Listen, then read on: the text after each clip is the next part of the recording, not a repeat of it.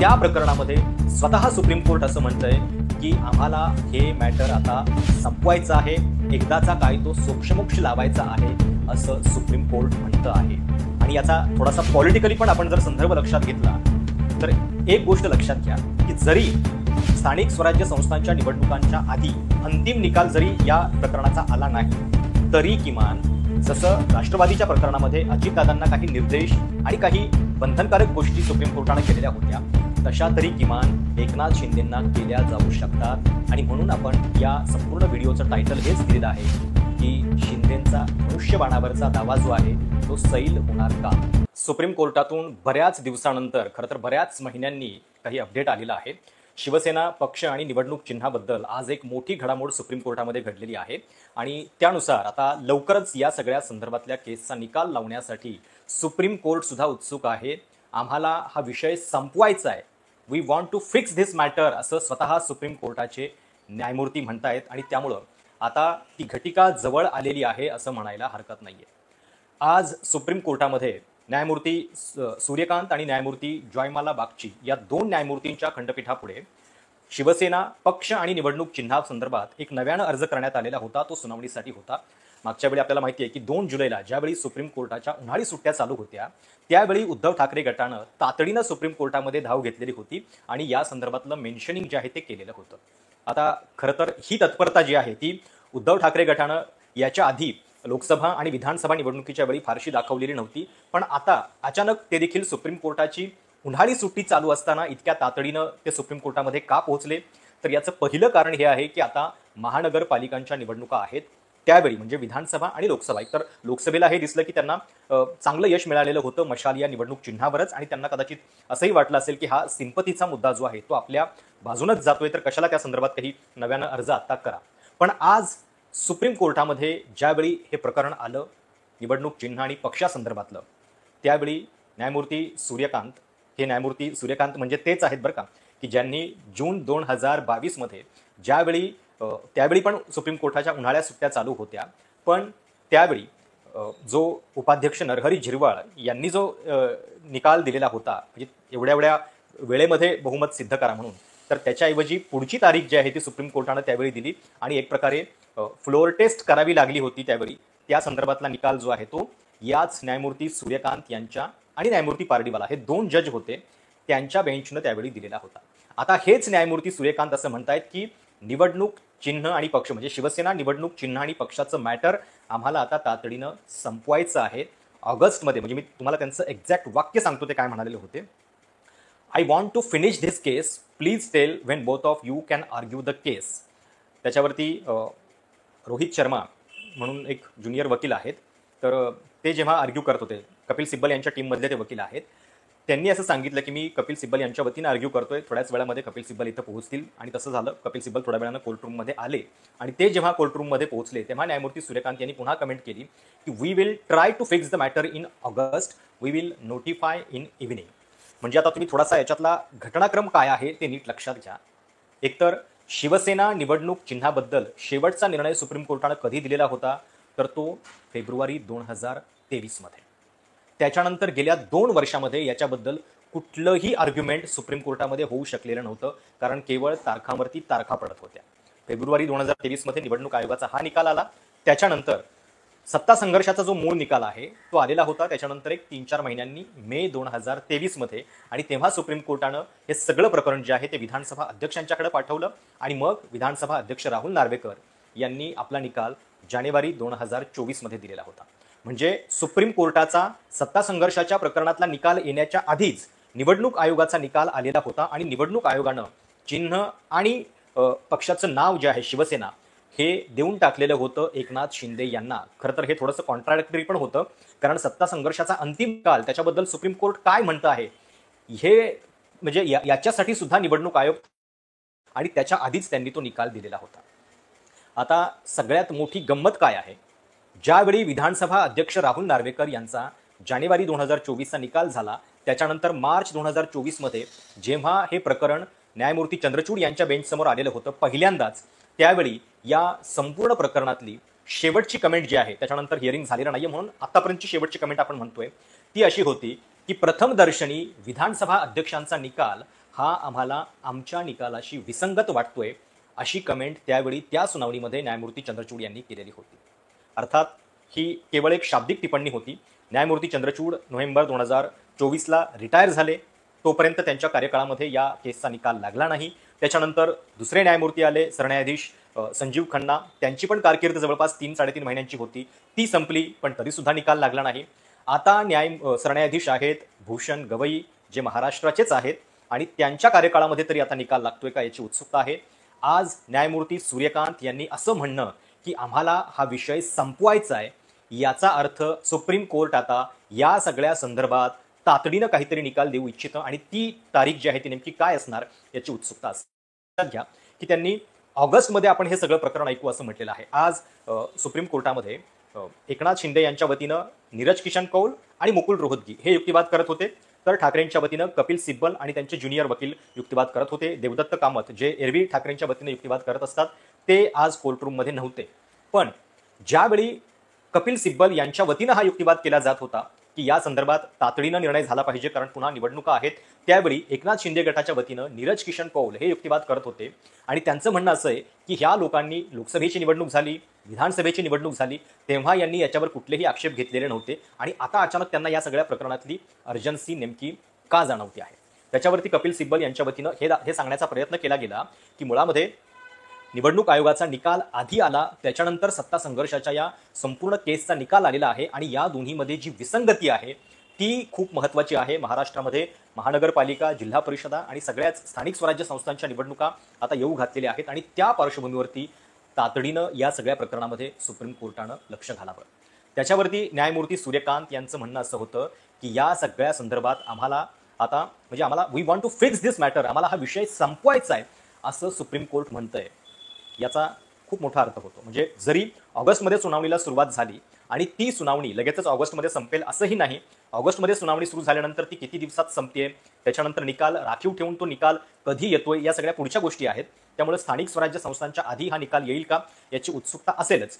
पण ज्या प्रकरणामध्ये गेल्या 2 वर्षांपासून केवळ तारखा पडत होत्या, कुठलीही सुनावणी होत नव्हती, त्या प्रकरणामध्ये स्वतः सुप्रीम कोर्ट असं म्हणतंय की आम्हाला हे मॅटर आता संपवायचं आहे, एकदाचा काय तो सोक्षमोक्ष लावायचा आहे असं सुप्रीम कोर्ट म्हणतं आहे. आणि याचा थोडासा पॉलिटिकली पण आपण जर संदर्भ लक्षात घेतला तर एक गोष्ट लक्षात घ्या की जरी स्थानिक स्वराज्य संस्थांच्या निवडणुकांच्या आधी अंतिम निकाल जरी या प्रकरणाचा आला नाही, तरी किमान जसं राष्ट्रवादीच्या प्रकरणामध्ये अजितदादांना काही निर्देश आणि काही बंधनकारक गोष्टी सुप्रीम कोर्टाने केलेल्या होत्या, तशा तरी किमान एकनाथ शिंदेंना केल्या जाऊ शकतात. आणि म्हणून आपण या संपूर्ण व्हिडिओचं टायटल हेच दिलेलं आहे की शिंदेंचा धनुष्यबाणावरचा दावा जो आहे तो सैल होणार का. कारण जे सुप्रीम कोर्ट राष्ट्रवादीच्या केसमध्ये अजित पवारांना काही निर्बंध लावतं आणि त्यांना असं सांगतं की निवडणूक चिन्हाबद्दलचा जो निर्णय आहे तो अंतिम निकाल नाहीये, हे तुम्ही प्रत्येक जाहिरातीमध्ये, प्रत्येक ॲडव्हर्टाईजमध्ये हे स्पष्ट केलं पाहिजे. ज्या ठिकाणी तुम्ही घड्याळ हे चिन्ह वापरताय त्या ठिकाणी तुम्ही त्याला एक डिस्क्लेमर लावला पाहिजे की हे निवडणूक चिन्ह आम्हाला कायमस्वरूपी मिळालेलं नाहीये, ते सुप्रीम कोर्टाच्या अंतिम निकालाच्या अधीन आहे. आता साहजिक आहे की दोन्ही केसेस ज्या आहेत त्या सारख्याच होत्या, शिवसेना आणि राष्ट्रवादीच्या. तर मग केवळ राष्ट्रवादीच्या प्रकरणामध्येच हा डिस्क्लेमर का, एकनाथ शिंदेच्या प्रकरणामध्ये त्यांना अशी बाध्यता का नाहीये, हा प्रश्न तेव्हा देखील अनेक लोकांच्या मनामध्ये उपस्थित झालेला होता. आपण पण वारंवार याच यूट्यूब चॅनलच्या व्हिडिओमधून हे सांगत होतो की जर एकनाथ शिंदे अजितदादांच्या प्रकरणामध्ये सुप्रीम कोर्ट हा आदेश देत आहे, तर ठाकरेंच्या वतीनं सुद्धा वकिलांनी हे प्रकरण सुप्रीम कोर्टाकडे नेलं पाहिजे आणि त्याच्या संदर्भातल्या काही अटी त्यांनीही लावण्यासाठी विनंत्या अर्ज केले पाहिजे. पण त्यावेळी ते झालेलं नव्हतं. आता मात्र या संदर्भातला एक अर्ज देवदत्त कामत यांनी सुप्रीम कोर्टापुढे केलेला आहे. त्यामुळं 2 गोष्टी नीट लक्षात घ्या.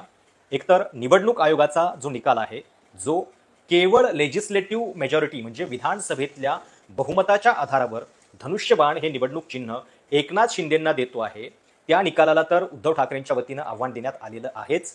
पण दुसरी गोष्ट सोबत ही पण घडलेली आहे की जसं राष्ट्रवादीच्या प्रकरणामध्ये तुम्ही काही अटी आणि निर्बंध लावलेले आहेत, तशा पद्धतीच्या अटी आणि निर्बंध हे एकनाथ शिंदे यांना सुद्धा लागू करण्यात यावेत, अशी सुद्धा मागणी उद्धव ठाकरेंनी केलेली आहे. त्यामुळं ऑगस्ट महिन्यामध्ये, आता ती तारीख ऑगस्ट महिन्यातली कुठली असेल, पहिल्या आठवड्यातली येते का हे आपल्याला आज संध्याकाळपर्यंत कळेल, कारण तोपर्यंत या सगळ्या सुनावणीचं नोटिफिकेशन जे आहे तारखेचं ते सुप्रीम कोर्ट करत असतं ते कदाचित आज संध्याकाळपर्यंत आपल्याला कळेल. पण ज्या अर्थी सुप्रीम कोर्ट आता ही अर्जन्सी दाखवतंय याचा अर्थ आपण जर एक सर्वसाधारणपणे महानगरपालिकांच्या निवडणुकांचं शेड्यूल बघितलं तर साधारणपणे 4 ऑक्टोबरपर्यंत प्रभाग रचना जी आहे ती अंतिम करण्याची मुदत निवडणूक आयोगानं दिलेली आहे. त्याच्यानंतर मग त्याच्या संदर्भातल्या सोडती वगैरे निघतील आणि मग आरक्षण नक्की होईल. या सगळ्या प्रक्रियेला साधारणपणे 1-1.5 महिना तरी जाईल. मग निवडणुका अनाऊन्स होतात, त्याच्यानंतर सुद्धा प्रत्यक्ष निवडणुकीमध्ये आणि अनाऊन्समेंटमध्ये साधारणपणे 40 दिवसांचं अंतर असतं. आता हा जर आपण सगळा सिक्वेन्स बघितला तर किमान डिसेंबर अखेरीस किंवा पुढच्या वर्षी जानेवारीपर्यंत महानगरपालिकेच्या निवडणुका होऊ शकतात. त्याच्या आधी कदाचित जिल्हा परिषदांचा एक राऊंड होईलही. पण शिवसेना उद्धव बाळासाहेब ठाकरेच्या या पक्षाच्यासाठी सगळ्यात महत्त्वाचा आहे तो म्हणजे मुंबई महानगरपालिकेचा सगळा रणसंग्राम आणि त्याच्या आधी त्यांना बराच कालावधी जो आहे तो पुन्हा एकदा या निवडणूक चिन्हासाठी सुप्रीम कोर्टामध्ये आपली बाजू मांडण्यासाठी आणि भांडण्यासाठी मिळतो आहे. आणि फेब्रुवारी 2023 पासून गेल्या 2 वर्षामध्ये या संपूर्ण प्रकरणामध्ये अजिबात सुनावणी होत नव्हती, तारखावरती तारखा पडत होत्या.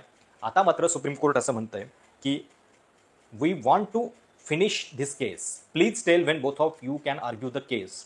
म्हणजे न्यायमूर्ती स्वतः असं म्हणतायत दोन्ही बाजूंना की तुम्ही या सगळ्या प्रकरणाची सुनावणी जी आहे ती कधी करू शकता, तुम्ही युक्तिवाद कधी करू शकता हे आम्हाला सांगा, कारण आम्हाला हे सगळं प्रकरण जे आहे ते आता संपवायचंय, त्याचा सोक्षमोक्ष लावायचा आहे.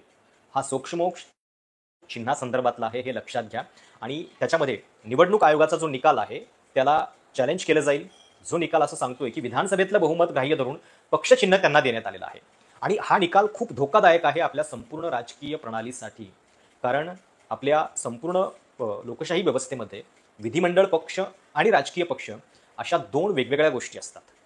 पक्षाच्या चिन्हावरती प्रचार करून काही लोक तिकीटं दाखल करतात, अर्ज दाखल करतात निवडणुकीमध्ये आणि ते विधिमंडळामध्ये पोहोचतात. या पोहोचणाऱ्या लोकांची संख्या कमी जास्त असते. म्हणजे मनसेच्या बाबतीत केवळ 1 आमदार तिथं निवडून गेलेला होता. मग त्या आमदारानं मागच्या वेळी 1 होता, तर त्या आमदारानं जर दावा केला तर विधानसभेत त्याचं बहुमत आहे म्हणून त्याला पक्ष दिला जाईल का? राज ठाकरेंचा त्याच्याबद्दलचा दावा जो आहे तो मोडीत निघेल का? हा तर्क जो आहे तो आपल्या लोकशाहीसाठी खूप घातक आहे. आणि म्हणून आपण वारंवार असं म्हणतोय की निवडणूक आयोगानं केवळ लेजिस्लेटिव्ह मेजॉरिटीच्या आधारे हा निर्णय देणं पक्ष आणि निवडणूक चिन्हाचा हे खूप धोकादायक आहे. त्यातही पुन्हा विधानसभा अध्यक्ष राहुल नार्वेकरांनी जानेवारी 2024 मध्ये जो निकाल दिलेला होता त्याच्यावरती सुप्रीम कोर्टाची प्राथमिक टिप्पणी अशी होती की हा निकाल आमच्या निकालाशी विसंगत वाटतोय, वेगळा वाटतोय. याच्यावरून सत्ता संघर्षाच्या केसमध्ये अजून बऱ्याच गोष्टी ज्या आहेत त्या होणं बाकी आहे आणि त्याची सुरुवात आता होते आहे. ऑगस्ट महिना हा ऑगस्ट क्रांतीचा असतो, स्वातंत्र्य दिनाचा असतो.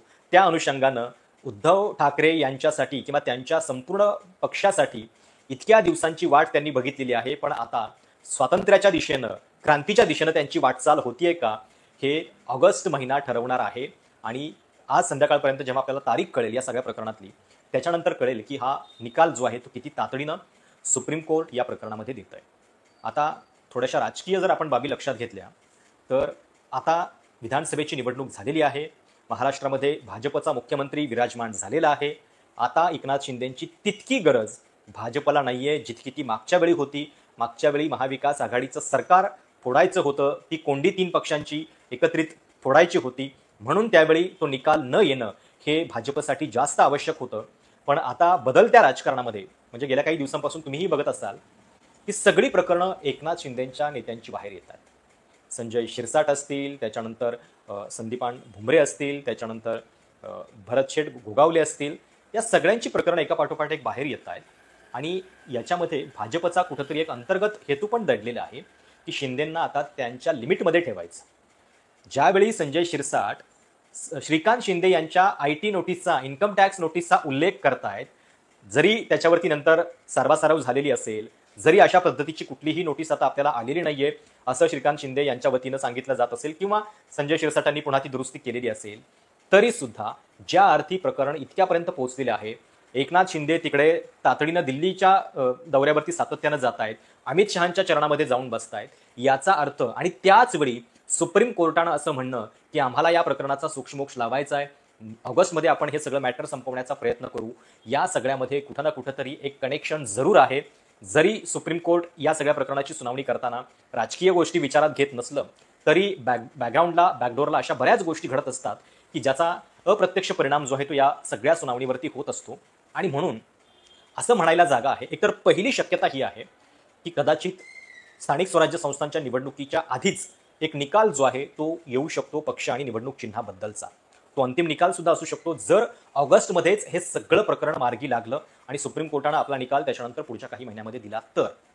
दुसरी शक्यता ही आहे की जरी अंतिम निकाल नाही आला तरी सुद्धा, कारण साहजिक आहे, अजित पवार यांच्या विरोधात अशा पद्धतीनं आर्ग्युमेंट करून शरद पवार यांच्या वतीनं वकिलांनी ऐन निवडणुकीच्या तोंडावरच हे निर्बंध जे आहेत ते लावण्यामध्ये यश मिळवलेलं होतं. म्हणजे अजित पवारांना ते घड्याळ चिन्ह हे अगदी मुक्त हस्ते वापरता येणार नाही.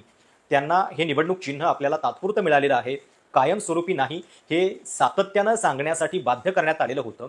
आणि त्याच्या संदर्भातले सुद्धा आर्ग्युमेंट हे निवडणुकीच्याच तोंडावरती झालेले होते आणि निवडणुकीच्याच तोंडावरती सुप्रीम कोर्टानं त्यांचं आर्ग्युमेंट ग्राह्य धरलेलं होतं. आता जर पुन्हा महाराष्ट्रामध्ये महानगरपालिकांच्या इतक्या निवडणुका तोंडावरती आहेत, त्यावेळी साहजिकच आहे उद्धव ठाकरेंच्या वतीने सुद्धा वकील तेच आर्ग्युमेंट करतील की आता इतक्या मोठ्या महानगरपालिकेच्या निवडणुका आहेत ज्याच्यामध्ये पुन्हा निवडणूक चिन्हाबद्दलचा हा निर्णय जो आहे तो जनतेकडून होणार आहे. तर अशा वेळी किमान तुम्ही राष्ट्रवादीच्या प्रकरणात जो निर्णय दिलेला आहे तो आमच्याही बाबतीमध्ये द्या, हे आर्ग्युमेंट करण्याचा तर त्यांना पूर्ण अधिकार, हक्क आहे. आणि सुप्रीम कोर्ट सुद्धा या मुद्द्याला डावलू शकणार नाही इतक्या सहजपणे, कारण याच सुप्रीम कोर्टानं अशाच पद्धतीनं राष्ट्रवादीच्या प्रकरणामध्ये हा निकाल दिलेला आहे. त्यामुळं ही पहिली गोष्ट की हा पहिला धक्का तरी किमान एकनाथ शिंदेंना बसेल याची शक्यता खूप आहे, कारण त्यांना इतक्या खुलेपणानं आता शिवधनुष्य जे आहे, धनुष्यबाण, हे वापरता येणार नाहीये. त्याच्या संदर्भात काही ना काहीतरी अटी आणि शर्ती या त्यांना महानगरपालिकेच्या निवडणुकीपर्यंत येणार. दुसरी गोष्ट, जर समजा अंतिमच निकाल आला, त्याची शक्यता आपण आता या वेळी सांगू शकत नाही, शेवटी तो सुप्रीम कोर्टाचा अधिकार आहे, ते कधी संपवतील वगैरे. पण जर तो निर्णय आला, कारण आज सूर्यकांत यांचे जे तेवर होते, ज्या अर्थी ते असं म्हणत होते की we want to fix this matter, आम्हाला या प्रकरणाचा सोक्षमोक्ष लावायचा आहे, खरोखर जर सुप्रीम कोर्टानं हा सोक्षमोक्ष निवडणुका महानगरपालिकेच्या होण्याच्या आधी लावला तर मात्र एकनाथ शिंदे यांच्यासाठी पुढची वाट जी आहे ती आणखीन बिकट असेल. आणि हे सगळं मॅटर जे आहे ते तुम्ही पुन्हा एकदा अशा परिप्रेक्ष्यामध्ये बघा की ज्यावेळी आता महाराष्ट्रातल्या विधानसभा निवडणुका ज्या आहेत त्या संपलेल्या आहेत, लोकसभेच्या निवडणुका झालेल्या आहेत, आता भाजपला आपला मुख्यमंत्री तिथं बसलेला आहे, त्यामुळे फारशी फिकर नाहीये. चर्चा तर याही गोष्टींच्या होत आहेत की कदाचित एकनाथ शिंदे हे आपला पक्ष थेटपणे विलीन करण्यासाठी सुद्धा तयार आहेत. तशा पद्धतीचं आर्ग्युमेंट जे आहे ते संजय राऊत सुद्धा करताना दिसत आहेत. संजय राऊत हा दावा करतायत की एकनाथ शिंदे हे अमित शहांना वारंवार भेटून अशा पद्धतीनं थेट आपला पक्ष विलीन करायला सुद्धा तयार आहेत, पण मला मुख्यमंत्री पद द्या ही त्यांची अट आहे. असं सगळं घडत असताना सुप्रीम कोर्टामध्ये ही सुनावणी 2 वर्षांच्या प्रतीक्षेनंतर अचानकपणे वेग घेताना दिसतीये आणि स्वतः न्यायमूर्ती म्हणतायत आपण या सगळ्या प्रकरणाला आता संपूयात, we want to fix this matter. आता या शब्दामध्ये we want to fix this matter याच्यामध्ये we want to fix Eknath शिंदेच फ्युचर असा सुद्धा एक गर्भित अर्थ दडलेला आहे. आणि हे वाक्य कदाचित तिकडं महाशक्ती आपल्या मनामध्ये म्हणते आहे, कारण मुंबई महानगरपालिकेची निवडणूक जी आहे ती जवळ येते आहे. मुंबई महानगरपालिकेमध्ये एकीकडे राज आणि उद्धव एकत्रित येणार का याची चर्चा सुरू झालेली आहे, दुसरीकडे यांच्या एकत्रीकरणातून शिंदेंचा वजन जो आहे तो कमी करण्याच्या संदर्भात भाजप डावपेच खेळत आहे का याची सगळी शक्यता असताना त्याच वेळी सुप्रीम कोर्टातलं हे सगळं मॅटर अचानकपणे वेग घेतं ही काही दुर्लक्षित करण्यासारखी गोष्ट अजिबात नाहीये. आणि मी म्हटलं तसं की निवडणूक आयोगाचा फेब्रुवारी 2023 मध्ये जो निकाल आलेला होता तो निकाल लेजिस्लेटिव्ह मेजॉरिटीच्या आधारावरती होता. त्याच्यानंतर मे 2023 मध्ये सुप्रीम कोर्टाचा अंतिम निकाल आलेला आहे. या सगळ्या गोष्टींची परस्परामध्ये एक लिंक आहे आणि ज्यावेळी अंतिमतः निकाल येईल सत्ता संघर्षाच्या प्रकरणामध्ये, ज्याच्यामध्ये 10th शेड्यूल ज्याचा आपण वारंवार उल्लेख या प्रकरणामध्ये केलेला आहे, पक्षांतर बंदी कायद्याचं भविष्य ठरवणारा हा निकाल आणि ही केस आहे. त्याच्यामध्ये निवडणूक आयोगाचा निकाल आधीच दिला गेलेला होता आणि जर पक्षांतरबंदी कायद्याच्या अंतर्गत शिंदेच्या आमदारांचं ते वर्तन त्यावेळी जर गैर होतं असं सुप्रीम कोर्टानं आपल्या अंतिम निकालामध्ये म्हटलं तर पुन्हा निवडणूक आयोगाचा निकाल सुद्धा अवैध ठरतो. आणि पत्त्याच्या बंगल्याप्रमाणे हे सगळे पत्ते असे एकमेकांच्या वरती अवलंबून आहेत. निवडणूक आयोगाचा निकाल, अध्यक्षांचा निकाल, सुप्रीम कोर्टाच्या सत्ता संघर्षाचा निकाल, आणि म्हणून एक पत्ता सरकवला की या सगळ्या गोष्टी कोलमडणार आहेत. फक्त ती म्हणजे तो पत्ता काढून घेण्याची वेळ नेमकी कुठली असणार हे आपल्याला बघायचं आहे. आज ज्या अर्थी ज्या केसमध्ये 2 वर्षांपासून कुठलाही निकाल होत नव्हता त्या केसमध्ये सुप्रीम कोर्ट आज असं म्हणतंय, न्यायमूर्ती सूर्यकांत आणि न्यायमूर्ती जॉयमाला बागची या 2 न्यायमूर्तींनी हे सांगितलेलं आहे की आम्हाला या सगळ्या प्रकरणामध्ये आता तातडीनं सुनावणी करायची आहे. अर्थात शिंदे गटाच्या वतीनं हा युक्तिवाद केला जात होता की लोकसभा आणि विधानसभेच्या वेळी यांनी काहीच आर्ग्युमेंट घेतलेलं नव्हतं. या 2 निवडणुका झालेल्या आहेत. आता ही पुढची निवडणूक आल्यानंतर यांना जाग आलेली आहे वगैरे वगैरे. पण आता दिवस जे आहेत ते आता जवळपास भरत आलेले आहेत आणि त्या अर्थानं निवडणूक चिन्ह आणि पक्षाचा एक अंतिम निकाल होण्यासंदर्भात वाटचाल जी आहे ती सुरू झालेली आहे.